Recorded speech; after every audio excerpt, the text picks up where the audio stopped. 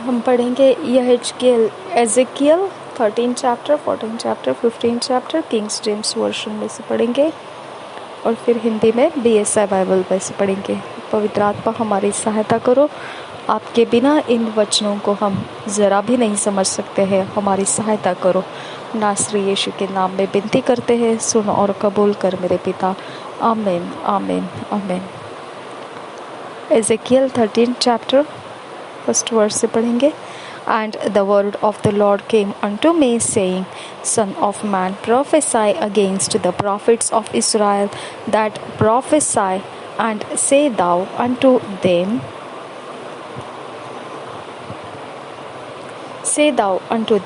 that prophesy out of their own hearts, hear ye the word of the Lord. Thou saith the Lord God, woe unto the foolish prophets that follow their own spirit and have seen nothing. O Israel, thy prophets are like the foxes in the deserts. Ye have not gone up into the gaps, neither made up the hedge for the house of Israel, to stand in the battle in the day of the Lord. They have seen vanity and lying divination, saying, The Lord saith, and the Lord hath not sent them.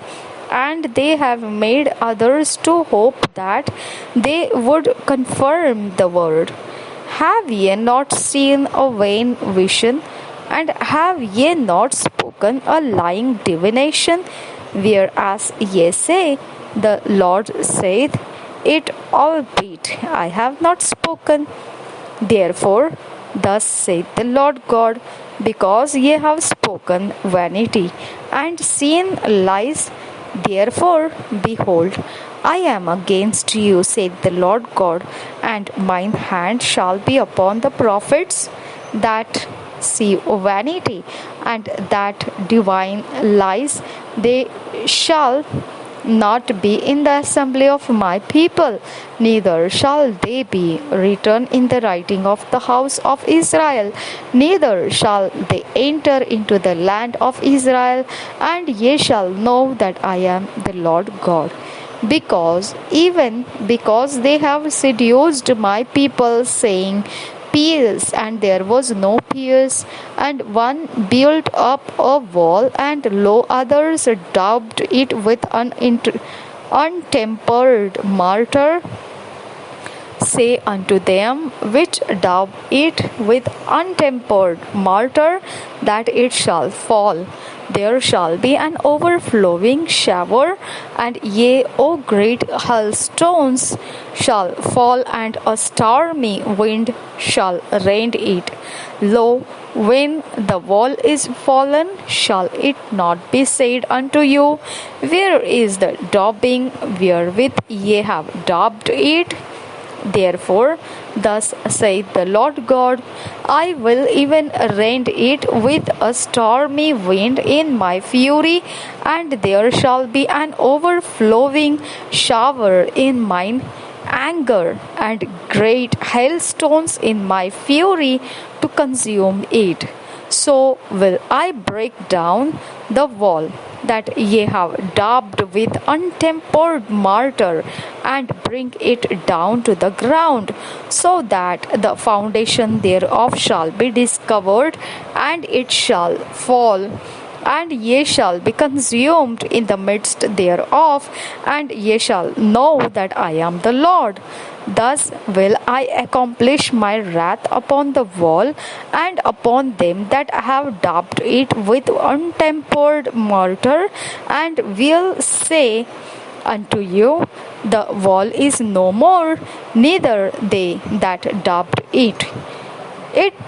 To wit, the prophets of Israel, which prophesy concerning Jerusalem, and which see visions of peace for her, and there is no peace, saith the Lord God. Likewise, thou son of man, set thy face against the daughters of thy people, which prophesy out of their own heart, and prophesy thou against them, and say, Thus saith the Lord God, Woe to the women that sew pillows to all armholes and make kerchiefs upon the head of every stature to hurt souls. Will ye hunt the souls of my people, and will ye save the souls alive that come unto you? And will ye pollute me among my people for handfuls of barley and for pieces of bread, to slay the souls that should not die, and to save the souls alive that should not live, by your lying to my people that hear your lies? Wherefore, thus saith the Lord God, Behold, I am against your pillows,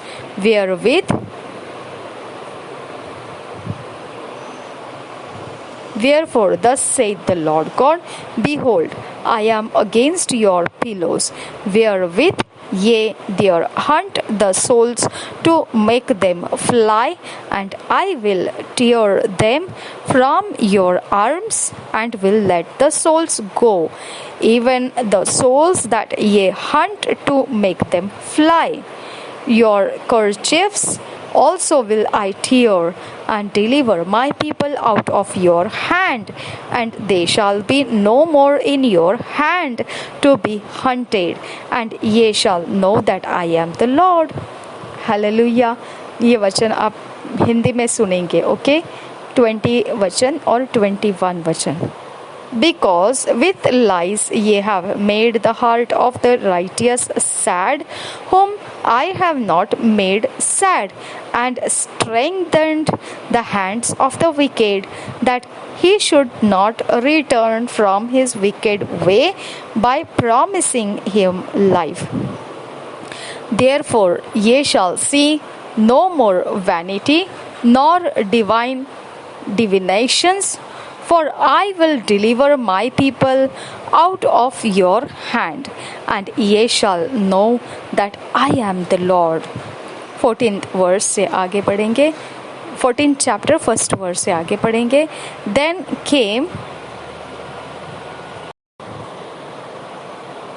Then came certain of the elders of Israel unto me, and sat before me. And the word of the Lord came unto me, saying, Son of man, these men have set up their idols in their heart, and put the stumbling block of their iniquity before their face. Should I be inquired of at all by them? Therefore speak unto them, and say unto them, Thus saith the Lord God, every man of the house of Israel that setteth up his idols in his heart, and putteth the stumbling block of his iniquity before his face, and cometh to the prophet, I the Lord will answer him that cometh according to the multitude of his idols. Therefore say unto the house of Israel, Thus saith the Lord God, Repent and turn yourselves from your idols, and turn away your faces from all your abominations. For every one of the house of Israel, or of the stranger that sojourneth in Israel, which separateth himself from me, and setteth up his idols in his heart, and putteth the stumbling block in his iniquity before his face, and cometh to a prophet to inquire of him concerning me, I the Lord will answer him by myself, and I will set my face against that man, and I will make him a sign and a proverb, and I will cut him off from the midst of my people, and ye shall know that I am the Lord.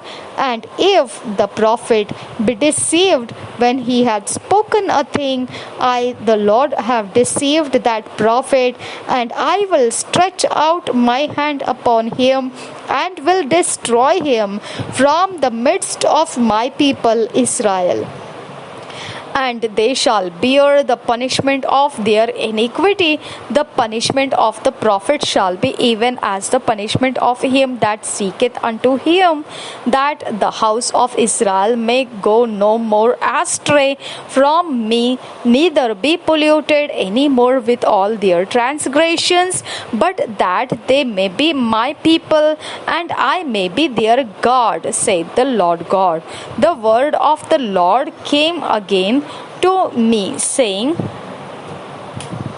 Son of man, when the land sinneth against me by trespassing grievously, then will I stretch out mine hand upon it, and I will break the staff of the bread thereof, and will send famine upon it, and will cut off man and beast from it.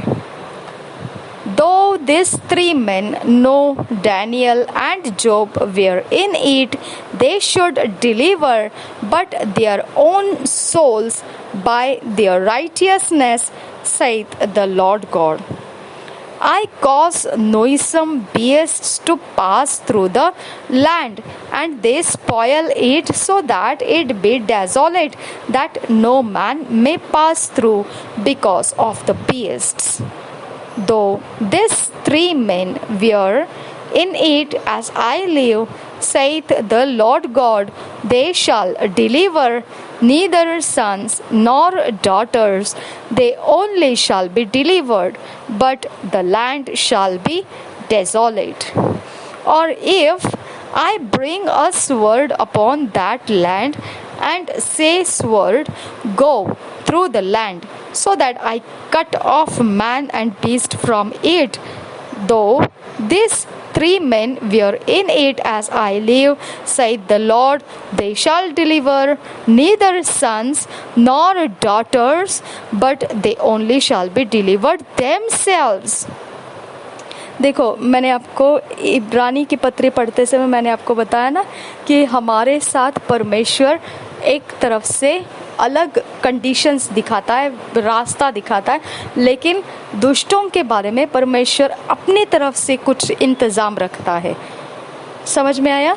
तो ये इंतज़ाम आपको अभी Ezekiel में पढ़ने को मिल सकता है, ठीक है? हिंदी में जब पढ़ेंगे तब ध्यान देना।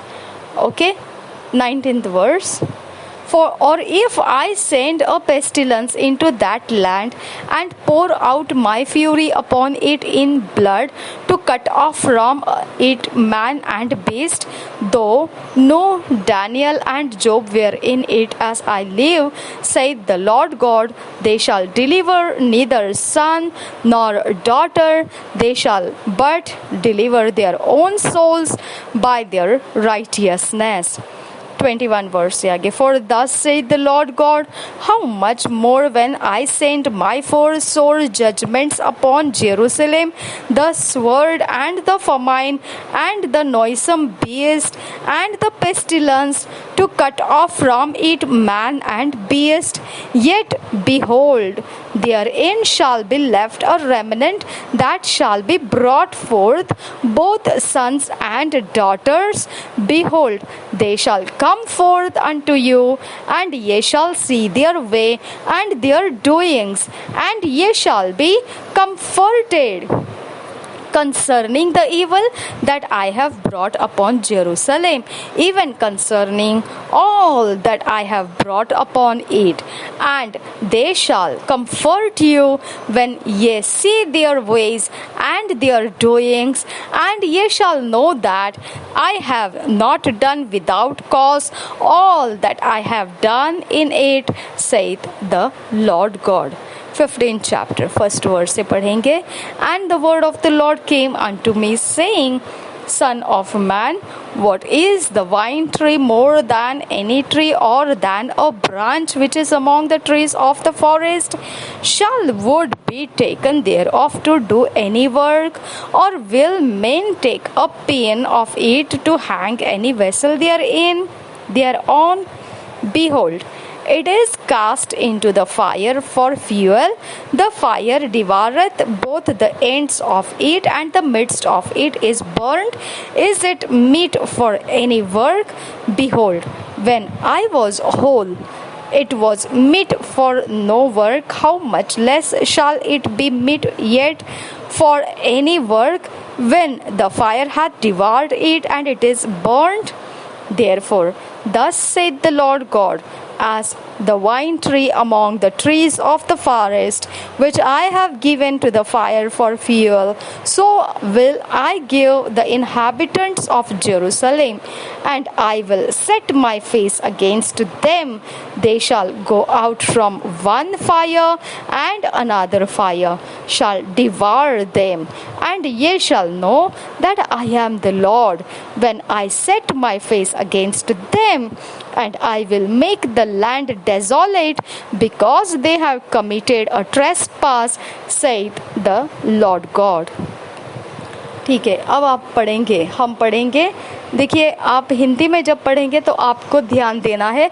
मैंने जैसे अभी इब्रानियों के पत्र में आपको पढ़ रही थी तब बता दिया था कि परमेश्वर हमसे क्या चाहता है, कि हमने हमारे साथ बुरा व्यवहार करने वालों की तरफ नज़रअंदाज कर देना है, क्योंकि परमेश्वर उनको मन फिराव का अवसर दे रहा है। उनके साथ वो धीरज के साथ पेश आ रहा है, और हमको चाहिए कि जल्दी से हम उनके हाथों से छुड़ा लिए जाए। तो परमेश्वर हमको उनके शक्तियों से छूटने का रास्ता दे दिया है। यीशु मसीह के नाम में हमने अधिकार इस्तेमाल करके उनके शक्तियों से हमने पीछा छुड़ा लेना है, वॉरफेयर प्रेयर्स करके। लेकिन मनुष्य जो बुराई करता जा रहा है, उसके बारे में परमेश्वर ये कहता है कि मैं उसके बारे में धीरज रखा हूँ कि वो मन फिराने का अवसर ले ले। आज तो ले, कल तो ले, परसों तो ले लेकिन जब उसका समय खत्म हो जाएगा तब मैं भी बता दूंगा कि मैं कैसा परमेश्वर हूँ। ओके, तो ये यहेजकेल में आपको पढ़ने को मिलेगा। आपको मालूम पड़ेगा कि परमेश्वर कैसा बर्ताव रखता है वो दुष्टों के साथ जो टेढ़ी चालें चलते हैं और कड़ी गर्दन रखते हैं, जो झुकना नहीं चाहते हैं, जो परमेश्वर की तरफ मानना नहीं चाहते हैं, जो सताने में आनंद बनाते हैं। उनके लिए परमेश्वर कहता है, ये कुछ वचन है, देखिए हम पढ़ेंगे उसको। यहेजकेल की भविष्यवाणी की पुस्तक 13, 14 वचन और 15 वचन हम पढ़ेंगे। 13, 14, 15 वचन हम पढ़ेंगे BSI बाइबल में से। 13, 14 वचन नहीं, 13, 14 अध्याय।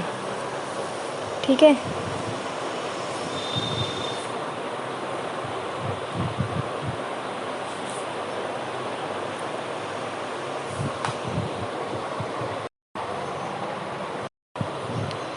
हम पढ़ेंगे यहेजकेल की भविष्यवाणी, उसका 13, 14, 15 अध्याय पहले वचन से पढ़ेंगे BSI बाइबल में से। झूठे नबियों के विरुद्ध भविष्यवाणी, 13 अध्याय पहले वचन से।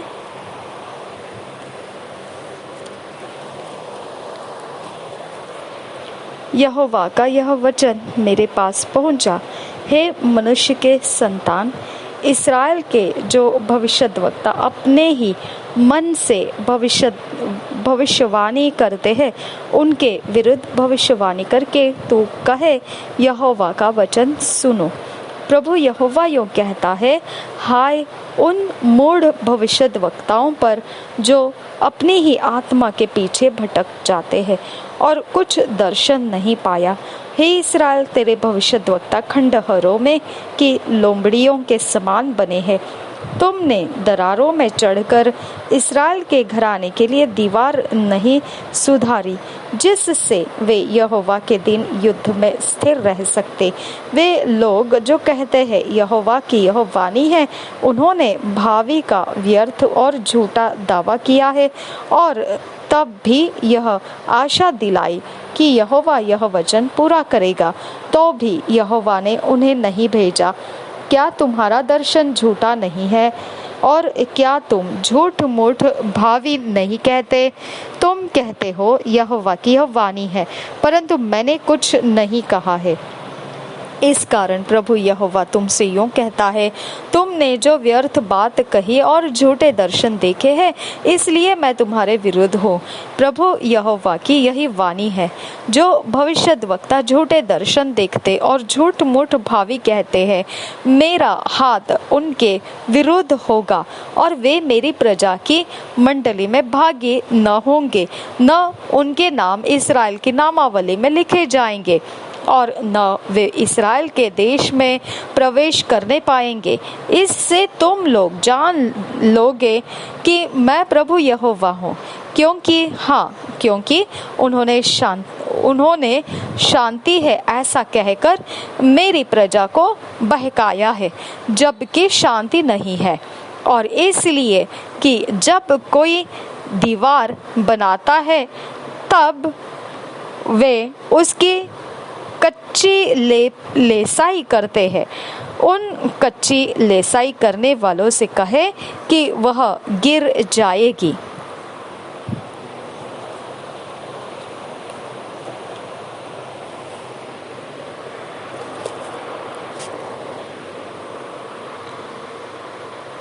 क्योंकि बड़े जोर की वर्षा होगी और बड़े बड़े ओले भी गिरेंगे और प्रचंड आंधी उसे गिराएगी।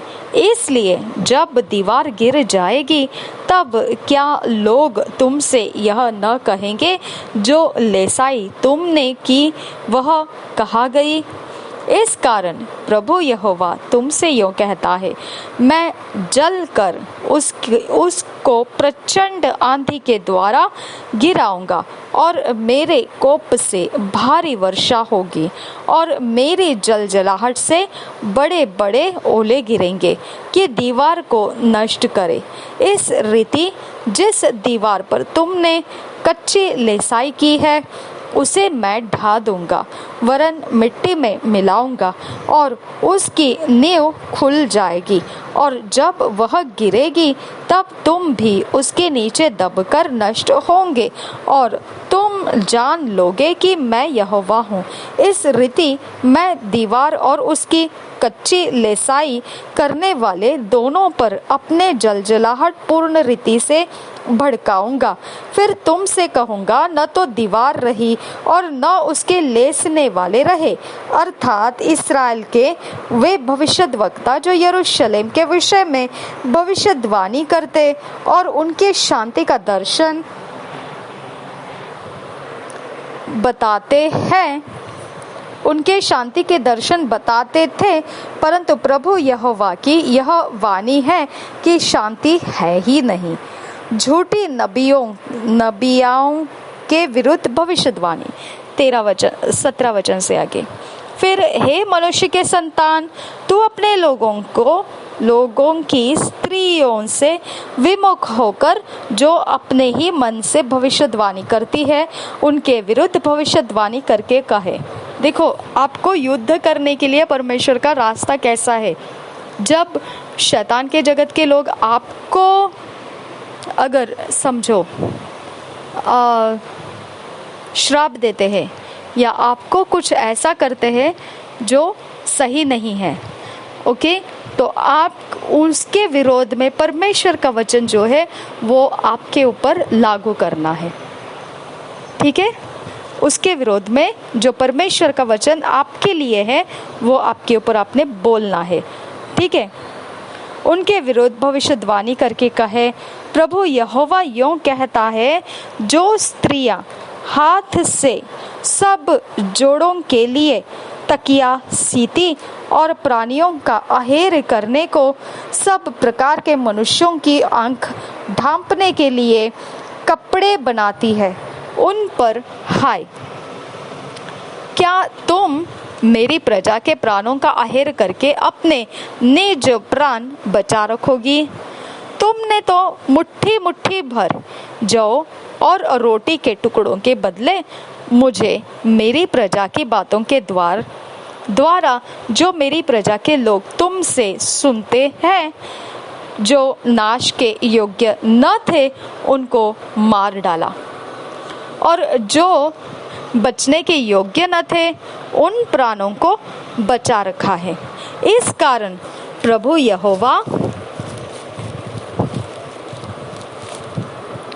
तुमसे यूं कहता है, देखो मैं तुम्हारे उन तकियों के विरुद्ध हूँ जिनके द्वारा तुम प्राणों का आहेर करती हो, इसलिए जिन्हें तुम आहेर कर करके उड़ाती हो उनको मैं तुम्हारी बाह पर से छीन कर उनको छुड़ा दूंगा। मैं तुम्हारे सिर के बुर्के को फाड़कर अपनी प्रजा के लोगों को तुम्हारे हाथ से छुड़ाऊंगा, और आगे को वे तुम्हारे वश में न रहेंगे कि तुम उनका आहेर कर सको। तब तुम जान लोगी कि मैं यहोवा हूँ। देखा क्या भविष्यवाणी करने बोला परमेश्वर ने। ओके, हम जो प्रार्थना करते हैं यही शब्दों को हम इस्तेमाल करते हैं। ओके, तो हमारी प्रार्थना जायज रहती है, विरोध में नहीं रहती है, परमेश्वर के वचनों के विरोध नहीं रहती है वो। ओके, तुमने जो झूठ कहकर धर्मी के मन को उदास किया है, यद्यपि मैंने उसको उदास करना नहीं चाहा, और तुमने दुष्ट जन को हियाव बंधाया है ताकि वह अपने बुरे मार्ग से न फिरे और जीवित रहे।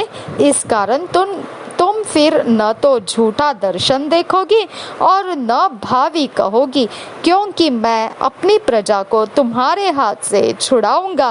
तब तुम जान लोगी कि मैं यहोवा हूँ। समझ में आ रहा है आपको? ये शैतानी जगत की बातें थी कि शैतानी जगत से लोग कैसे दुष्ट को सपोर्ट करते हैं, दुष्टता करने के लिए उनको कैसे बैकिंग करते हैं, ओके, सहायता करते हैं, उनके लिए सारे प्रकार के वो काम करके देते हैं ताकि दुष्टता करने में उनको आसानी रहे। ओके, और फिर वो धर्मी लोग जो रहते हैं, धर्मियों को वो पकड़वा के देते हैं दुष्टों के हाथों में। ओके, धर्मियों को वो परमेश्वर के बारे में ऐसे कुछ बातें बता देते हैं कि उनका विश्वास परमेश्वर से उड़ जाएगा। ओके, धर्मियों की अवस्थाओं के बीच में वो ऐसे आड़े हो जाते हैं कि वो अपने बचाव के लिए परमेश्वर को पुकार नहीं पाएंगे। समझ में आया? तो इस प्रकार से जो काम करते हैं दुष्टता के जगत के लोग, तो परमेश्वर उनके साथ बर्ताव करने के लिए परमेश्वर बोलता है, धर्मियों तुम लोग क्या करो, मेरी ओर से भविष्यवाणी करो। तो हम जो प्रार्थना करते हैं वो परमेश्वर के क्रोध को हमारे प्रार्थना में से हम दिखा देते हैं कि परमेश्वर तुम पर क्रोधित है, परमेश्वर तुम्हारा न्याय करेगा, परमेश्वर तुम्हें पनिश करेगा, श्रापित कर सकता है, तुम्हारे चाल चलन को परमेश्वर पनिशमेंट देगा। ओके, हम उनके ऊपर जो बोल रहे होते हैं ये परमेश्वर की ओर से निकलने वाला क्रोध उनके ऊपर उंडेलते जाते हैं। ओके, और अगर उनके उस सुनने से उनका कुछ असर उनके ऊपर नहीं हो रहा है, हमारी प्रार्थनाओं का भी असर उनको नहीं हो रहा है, ऐसा उनको लगता है कि ये तो सिर्फ बोलने वाली बातें हैं, तो फिर परमेश्वर बोलता है तुम चुप रहो, अब मैं उनको बता दूंगा कि मैंने तुम्हारे लिए यही ठान रखा है जो इन लोगों ने प्रार्थनाओं में मांगा है। हालेलुया। तो यही काम से हमको परमेश्वर के सामने जो परमेश्वर कहता है वैसा ही रहना है, और जैसा परमेश्वर चाहेगा वैसा वो दुष्ट के अंत का भी इंतजाम बनाता है, वो उसको आसानी से आगे जाने नहीं देता है। ठीक है, परमेश्वर हमारा छुड़ाने वाला है, परमेश्वर उनके हाथों से हमको छुड़ा लेता है। आमीन। परमेश्वर द्वारा मूर्ति पूजा की भर्त्सना 14 अध्याय पहले वचन से, फिर इस्राएल के कुछ पुरनिये मेरे पास आकर मेरे सामने बैठ गए। तब यहोवा का यह वचन मेरे पास पहुंचा, हे मनुष्य के संतान, इन पुरुषों ने तो अपनी मूर्तें अपने मन में स्थापित की और अपने अधर्म की ठोकर अपने सामने रखी है, फिर क्या वे मुझसे कुछ भी पूछने पाएंगे? इसलिए तो उनसे कहे, प्रभु यहोवा यूं कहता है, इस्राएल के घराने में से जो कोई अपनी मूर्तें अपने मन में स्थापित करके और अपने अधर्म की ठोकर अपने सामने रखकर भविष्यद्वक्ता के पास आए, उसको मैं यहोवा उसकी बहुत सी मूर्तों के अनुसार ही उत्तर दूंगा, जिससे इस्राएल का घराना जो अपनी मूर्तों के द्वारा मुझे त्याग कर दूर हो गया है, उन्हें मैं उन्हीं के मन के द्वारा फंसाऊंगा।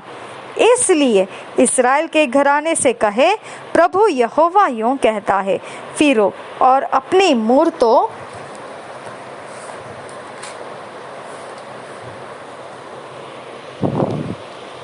को पीठ के पीछे करो।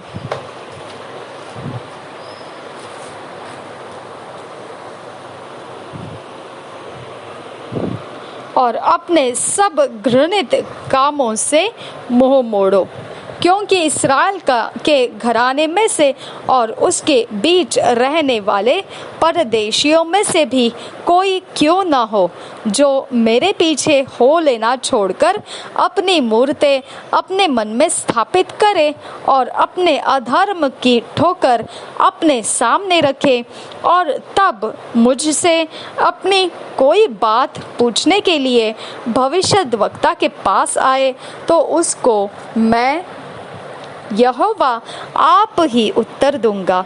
मैं उस मनुष्य के विरुद्ध होकर उसको विस्मित करूंगा और चिन्ह ठहराऊंगा और उसकी कहावत चलाऊंगा और उसे अपनी प्रजा में से नष्ट करूंगा। तब तुम लोग जान लोगे कि मैं यहोवा हूँ। यदि भविष्यद्वक्ता ने धोखा खाकर कोई वचन कहा हो, तो जानो कि मुझ यहोवा ने उस भविष्यद्वक्ता को धोखा दिया है, और मैं अपना हाथ उसके विरुद्ध बढ़ाकर उसे अपनी प्रजा इस्राएल में से नष्ट करूंगा।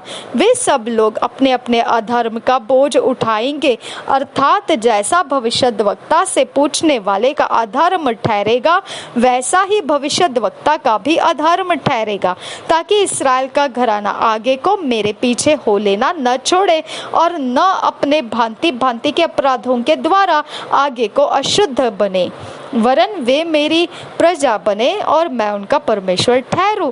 प्रभु यहोवा की यही वाणी है। नूह, दानियल और अय्यूब 12 वचन से आगे।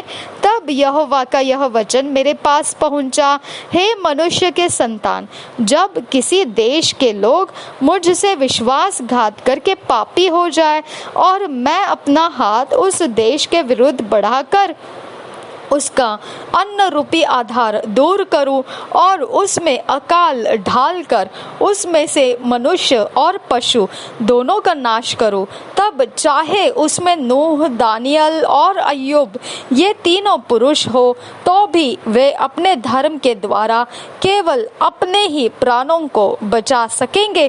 प्रभु यहोवा की यही वाणी है। हालेलुया।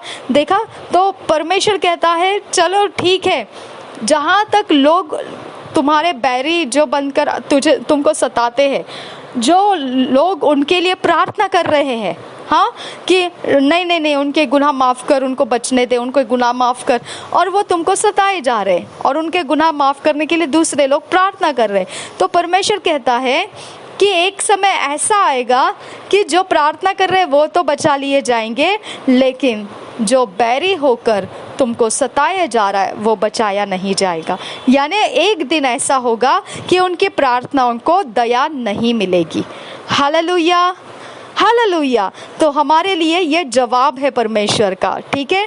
तो दुष्ट का अंत निश्चित है, सिर्फ आपको उसके रास्ते समझ में आना चाहिए कि परमेश्वर हमारे इस प्रार्थना का, इस 21 डेज का असर किस प्रकार से लाना चाहता है, ठीक है।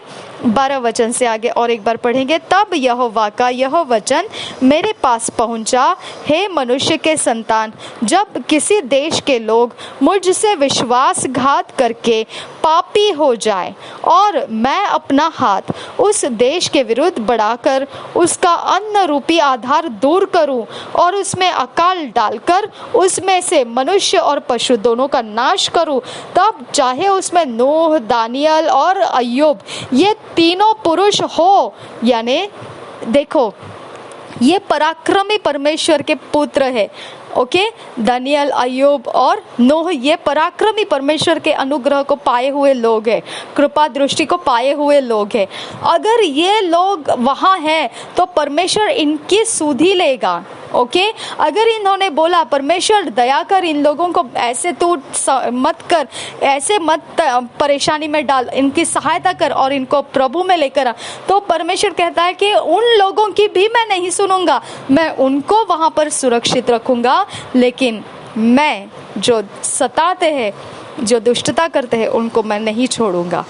हालेलुया। तो इस प्रकार से परमेश्वर किसी कारण से उस जमीन के ऊपर धर्मी जन की प्रार्थना हो रही है, तो इसके कारण भी परमेश्वर कहता है कि वो धर्मी जो प्रार्थना किए जा रहे हैं, मैं उसकी तो सुधि रखूंगा, मैं उस समय नाश के समय मैं उसको बचा के रखूंगा, लेकिन जो दुष्टता कर रहे हैं उसके बारे में तो मैं अंजाम दे के ही रहूंगा। हालेलुया। देखिए 13 वचन से आगे, हे मनुष्य के संतान, जब किसी देश के लोग मुझसे विश्वासघात करके पापी हो जाए और मैं अपना हाथ उस देश के विरुद्ध बढ़ाकर उसका अन्न रूपी आधार दूर करूं और उसमें अकाल डालकर उसमें से मनुष्य और पशु दोनों का नाश करूं, तब चाहे उसमें नूह, दानियल और अय्यूब ये तीनों पुरुष हो, तो भी वे अपने धर्म के द्वारा केवल अपने ही प्राणों को बचा सकेंगे। प्रभु यहोवा की यही वाणी है। यदि मैं किसी देश में दुष्ट जंतु भेजूं जो उसको निर्जन करके उजाड़ डाले और जंतुओं के कारण कोई उसमें होकर न जाए, तो चाहे उसमें वे 3 पुरुष हो, तो भी प्रभु यहोवा की यह वाणी है, मेरे जीवन की सौगंध, न वे पुत्रों को और न पुत्रियों को बचा सकेंगे, वे ही अकेले बचेंगे, परंतु देश उजाड़ हो जाएगा। यदि मैं उस देश पर तलवार खींचकर कहूँ, हे तलवार उस देश में चल और इस रीति मैं उसमें से मनुष्य और पशु नष्ट करूं, तब चाहे उसमें वे 3 पुरुष भी हो, तो भी प्रभु यहोवा की यह वाणी है, मेरे जीवन की सौगंध, न तो वे पुत्रों के को और न पुत्रियों को बचा सकेंगे, वे ही अकेले बचेंगे। यदि मैं उस देश में मरी फैलाऊं और उस पर अपनी जलजलाहट भड़काकर उसका लहू ऐसा बहाऊं कि वहां के मनुष्य और पशु दोनों नष्ट हो, तो चाहे नूह, दानियल और अय्यूब भी उसमें हो, तो भी प्रभु यहोवा की यह वाणी है, मेरे जीवन की सौगंध, वे न पुत्रों को और न पुत्रियों को बचा सकेंगे, अपने धर्म के द्वारा ही वे केवल अपने ही प्राणों को बचा सकेंगे। क्योंकि प्रभु यहोवा यूं कहता है, मैं यरूशलेम पर अपने चारों दंड पहुंचाऊंगा, अर्थात तलवार, अकाल, दुष्ट जंतु और मरी, जिनसे मनुष्य और पशु सब उसमें से नष्ट हो, तो भी उसमें थोड़े से पुत्र पुत्रियां बचेगी जो वहां से निकलकर तुम्हारे पास पहुंचाए जाएंगे, और तुम उनके चाल चलन और कामों को देखकर उस विपत्ति के विषय में जो मैं यरूशलेम पर डालूंगा, वरन जितनी विपत्ति मैं उस पर डालूंगा, तुम उनका चाल चलन और काम देखो, तब वे तुम्हारी शांति के कारण होंगे और तुम जान लोगे कि मैंने यरूशलेम में जो कुछ किया वह बिना कारण नहीं किया, पर प्रभु यहोवा की यही वाणी है। अंगूर की लता का उदाहरण 15 अध्याय पहले वचन से, फिर यहोवा का यह वचन मेरे पास पहुंचा, हे मनुष्य के संतान,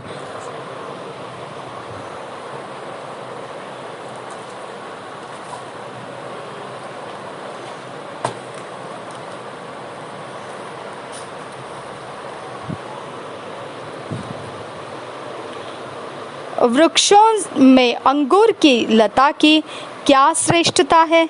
अंगूर की शाखा जो जंगल के पेड़ों के बीच उत्पन्न होती है, उसमें क्या गुण है? क्या कोई वस्तु बनाने के लिए उसमें से लकड़ी ली जाती, या कोई बर्तन टांगने के लिए उसमें से खूंटी बन सकती है? वह जो ईंधन बनाकर आग में झोंकी जाती है, उसके दोनों सिरे आग से जल जाते हैं और उसके बीच का भाग भस्म हो जाता है। क्या यह किसी भी काम की है? देख, जब वह बनी थी तब भी वह किसी काम की न थी, फिर जब वह आग का दर्शन होकर भस्म हो गई है, तब किस काम की है हो सकती है? इसलिए प्रभु यहोवा यूं कहता है, जैसे जंगल के पेड़ों में से मैं अंगूर की लता को आग का ईंधन कर देता हूँ, वैसे ही मैं यरूशलेम के निवासियों का नाश कर दूंगा। मैं उनके विरुद्ध होऊंगा और वे एक आग में से निकलकर फिर दूसरी आग का ईंधन हो जाएंगे। और जब मैं उनसे विमुख होऊंगा, तब तुम लोग जान लोगे कि मैं यहोवा हूँ। मैं उनका देश उजाड़ दूंगा, क्योंकि उन्होंने मुझसे विश्वासघात किया है। प्रभु यहोवा की यही वाणी है। हालेलुया। तो इस प्रकार से है परमेश्वर का वचन हमको बताता है, ओके, हमारा जीवन सुरक्षित है परमेश्वर के अंदर, और जितना हो उतना हो, वी डोंट केयर, क्योंकि हमारा परमेश्वर जब बोल देता है कुछ तो बोल देता है, फिर उसके बाद हमको और आगे कुछ बोलने की ज़रूरत नहीं रहती है। हम सिर्फ और सिर्फ परमेश्वर की तरफ अपना ध्यान लगा के बैठे रहते हैं। हालेलुया। और यही हमारे जीवन का अर्थ है, मसीही जीवन का यही अर्थ है। इसके अलावा हमारे पास कोई मकसद नहीं है कि हम परमेश्वर की सुने और परमेश्वर की माने। इसके अलावा हमारे पास कोई अर्थ नहीं है, कोई मकसद नहीं है, कोई ताकत, कोई बात हमारे लिए बाकी नहीं रहती है सिवाय इसके कि हम परमेश्वर की सुने और परमेश्वर की माने। हालेलुया। पवित्र आत्मा, हम आपको धन्यवाद करते, हमें फिट एंड फिक्स करने के लिए, हमारे जीवन को ईश्वरीय रचना, डिवाइन ऑर्डरलीनेस में लाने के लिए ये वचन हमको सिखा रहा है, इसके अंदर तू हमें बना रहा है। इसके लिए तेरा धन्यवाद करते हैं और हमें इन वचनों के अधीन रख, ताकि हम परमेश्वर को भाता हुआ जीवन जी सके। नासरी यीशु के नाम में विनती करते हैं, सुन और कबूल कर पिता। आमीन, आमीन, आमीन। 2 years बाइबल रीडिंग प्लान, 2 साल का Bible reading plan, John 12 chapter 20 verse से 29 वर्स, 1 क्रॉनिकल्स 16 चैप्टर, यूहन्ना रचित सुसमाचार 12 अध्याय 20 वचन से 29 वचन, पहले इतिहास की पुस्तक 16 अध्याय। हम 2 साल का बाइबल रीडिंग प्लान अकेले समय में पढ़ेंगे। जब हम पढ़ेंगे तो परमेश्वर का आत्मा हमारी सहायता के लिए अनुग्रह के साथ, दया के साथ हमारे साथ बना रहेगा, और हम केवल वही एक कारण रहेगा कि हम परमेश्वर के वचन को, जो हमारे जीवन की ज़रूरत है, उसके आधार से हम सीख पाएंगे, और उसके वचन जैसे हमको सीखने देगा वैसे हमारी पर्सनालिटी, व्यक्तिमत्व तैयार हो जाएगा, और वही व्यक्तिमत्व परमेश्वर इस्तेमाल करने के लिए उठा लेगा। हालेलुया। इस प्रकार से परमेश्वर हमें अनुग्रह का आत्मा दिया है, निश्चित हमने परमेश्वर के अनुग्रह के आत्मा का लाभ उठाना है। प्रभु यीशु मसीह हम सब के साथ बना रहे। आमीन, आमीन, आमीन। पवित्र आत्मा हमें फिट एंड फिक्स कर वचनों में, और हमें डिवाइन ऑर्डरलीनेस, ईश्वरीय रचना में लेकर आ। नासरी यीशु के नाम में विनती करते हैं, सुन और कबूल कर पिता। आमीन, आमीन, आमीन। थैंक यू आबा, thank you Jesus, thank you Holi spirit.